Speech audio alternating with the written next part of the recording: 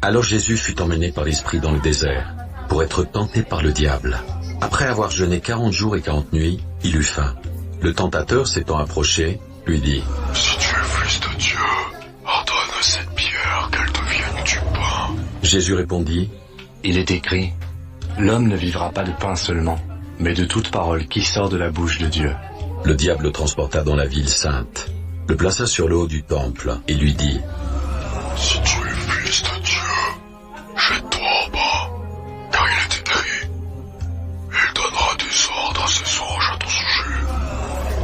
Elles te porteront sur les mains, de peur que ton pied ne heurte comme une pierre. » Jésus lui dit : « Il est aussi écrit, tu ne tenteras point le Seigneur, ton Dieu. » Le diable le transporta encore sur une montagne très élevée, lui montra tous les royaumes du monde et leur gloire, et lui dit : « Je te donnerai toutes ces choses si tu te prosternes et m'adores. » Jésus lui dit : « Retire-toi, Satan, car il est écrit, tu adoreras le Seigneur, ton Dieu, et tu le serviras lui seul. » Alors le diable le laissa, et voici des anges vinrent auprès de Jésus et le servaient.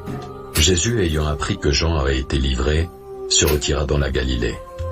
Il quitta Nazareth et vint demeurer à Capernaum, situé près de la mer, dans le territoire de Zabulon et de Nephtali, afin que s'accomplisse ce qui avait été prononcé par Isaïe le prophète. Le peuple de Zabulon et de Nephtali, de la contrée voisine de la mer, du pays au-delà du Jourdain et de la Galilée des gentils, ce peuple, assis dans les ténèbres, a vu une grande lumière. Et sur ceux qui étaient assis dans la région et l'ombre de la mort, la lumière s'est levée. Dès ce moment, Jésus commença à prêcher et à dire : « Repentez-vous, car le royaume des cieux est proche. » Comme il marchait le long de la mer de Galilée, il vit deux frères, Simon, appelé Pierre, et André, son frère, qui jetaient un filet dans la mer, car ils étaient pêcheurs. Il leur dit : « Suivez-moi, et je vous ferai pêcheurs d'hommes. » Aussitôt ils laissèrent les filets et le suivirent. De là, étant allé plus loin, il vit deux autres frères, Jacques, fils de Zébédée, et Jean, son frère, qui étaient dans une barque avec Zébédée leur père, et qui réparaient leurs filets. Il les appela, et aussitôt ils laissèrent la barque et leur père, et le suivirent.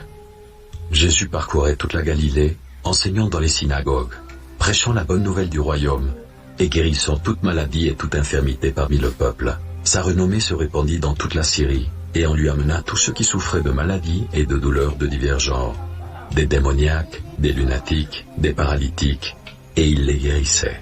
Une grande foule le suivit, de la Galilée, de la Décapole, de Jérusalem, de la Judée et d'au-delà du Jourdain.